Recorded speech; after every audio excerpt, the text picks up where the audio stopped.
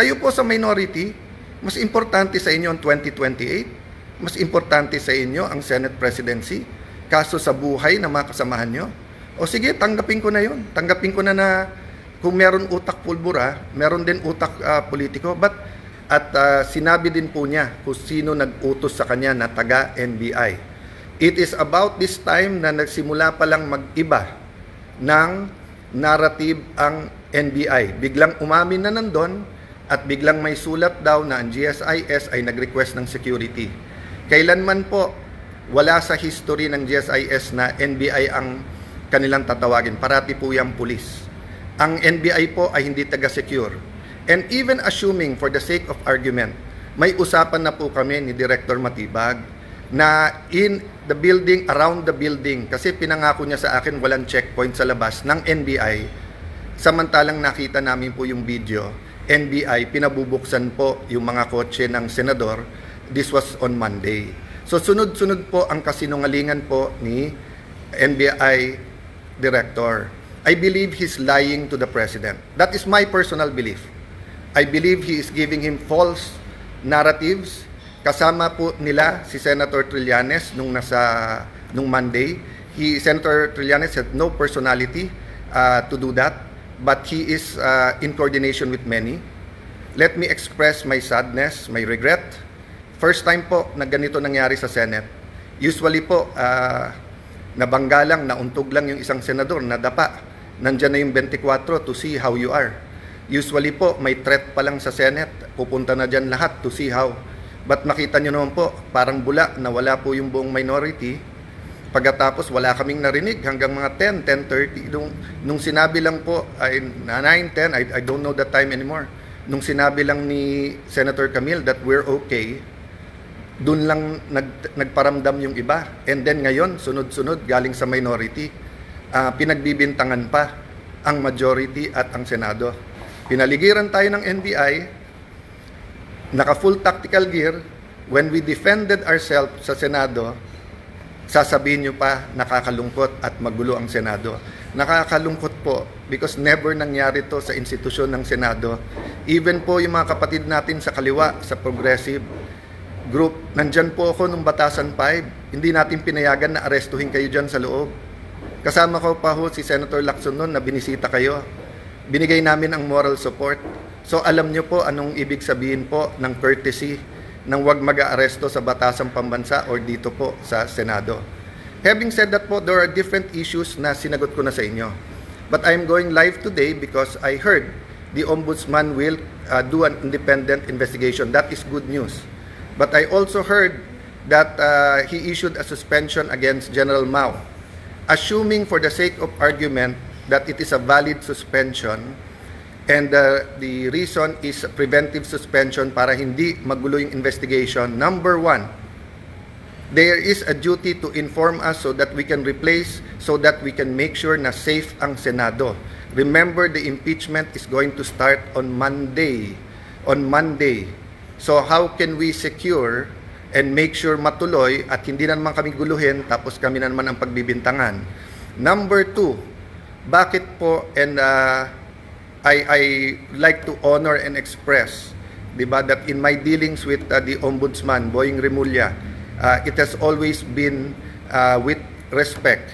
We many times disagree, but he, to me, had an open mind. We disagree in legal, but he listened.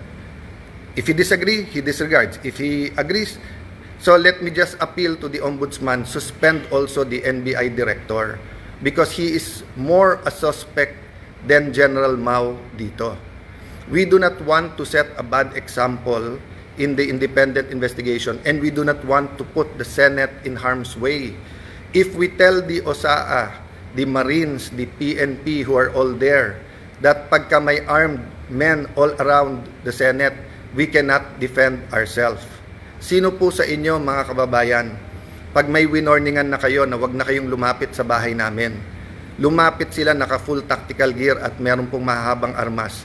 Sino sa inyo hindi magve-verbal warning na umatras na kayo? At pag hindi po kayo umatras, sino sa inyo ang hindi magwa-warning shot? At ine-expect nyo kaya nga warning shot ay aalis at uuwi na sila. Pero ano po ang naging reaksyon. Bumaril po paloob ng Senado. It is the first time, ang alam ko lang po may barilan sa batasan nung kudeta. I don't remember now if that was 87 or 89. And I don't even know if it was inside the batasan. Pero it is the first time na Senado babarilin sa loob ng Senado. Lahat po ng Senate media were in the second floor. They have footages po. The investigation can be done independently. I have held off from the Senate investigating ourselves. Diba? We can also investigate. But I don't want this to be political. I want it to be calm. I want to respect yung sinabi ng Presidente. And I assume good faith. I assume he was telling me that based on the information he had at that point. I take offense that the Executive Secretary posted in his Facebook na staged without waiting for the investigation. Hindi ako nakatanggap ng tawag sa kanya na kamusta na mga senador, kamusta kayo? I promised my family and some people I will not be emotional in this broadcast, but ito lang po ang pahatid ko po sa lahat ng executive department. Kung anak nyo po kaya yung nandun, kung asawa nyo po kaya yung nandun, yung mga anak ni Joel Villanueva, haven't they suffered enough kahit na sunod-sunod ang false narratives nyo sa kanila? What do you think they felt when they thought na baka hindi makalabas ng buhay yung kanilang tatay? Si Camille, bata pa, kakapanganak lang, di ba? Few months ago. Nandun po, naipit sa loob, hindi malaman kung anong gagawin. My sister, she's healthy, she's beautiful, but she's not a teenager. If she had a heart attack, anong gagawin nyo? Yung staff ko na legal, hindi political yung mga yon. Di marunong sa politika, they just joined me this term. Traumatized silang lahat. Sabihin nyo may mali na mag-warning shot, sige na po, may mali. So ang sagot po ng NBI, kung may mali ang Senado, barilin ang mga Senado. Kayo po sa minority, mas importante sa inyo ang 2028, mas importante sa inyo ang Senate presidency, kaso sa buhay ng mga kasamahan nyo.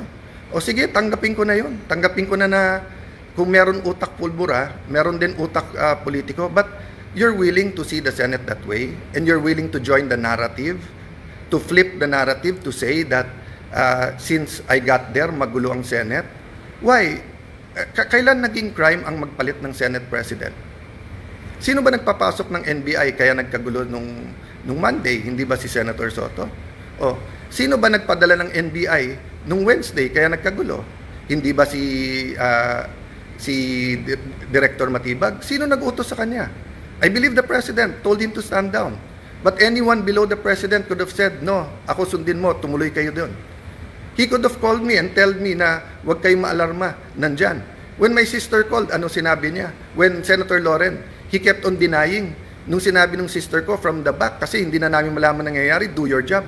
Pinagsisigawan yung sister ko na huwag mo akong sigawan. Yan po ang response ng ating NBI director nung akala niya, nung nalaman niya na under attack ang Senado.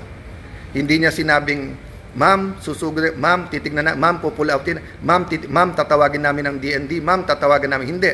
Ang sinabi niya, huwag kayong sisigawan. So mga kababayan, kung tumawag kayo ng 911 at sinabi yung nilulusob ng mga bahay niyo, may mga armado na puputukan, at ang sabihin ng taga 911 sa inyo, huwag niyo ako sigawan, ano po mararamdaman niyo? So, I have held back emotions. I have tried to answer as much as I can. I have a narration of facts. I have the videos. I could have made accusations yesterday sa harap ng media. They know what really happened. But I didn't. Why? Because our country is in several crises right now. The crisis brought by the oil shock. So I want the 5 or 7 bills that can help us. Tinawagan pa ho ako ng DepDev, yung dating NEDA na secretary. Kasi biglang kinancel ang LEDAC sa Tuesday at sabi ko, willing ba akong ituloy? Ikaw, willing po, dahil napaka-importante to. At sabi niya may i-discuss na new taxes na importante. Sabi ko, willing to listen. O yung pala, sinasabi ng mga kasamahan namin, kinakausap at tinatawagan at yung iba'y tinatakot dahil kailangan daw magpalit ng Senate President sa Monday.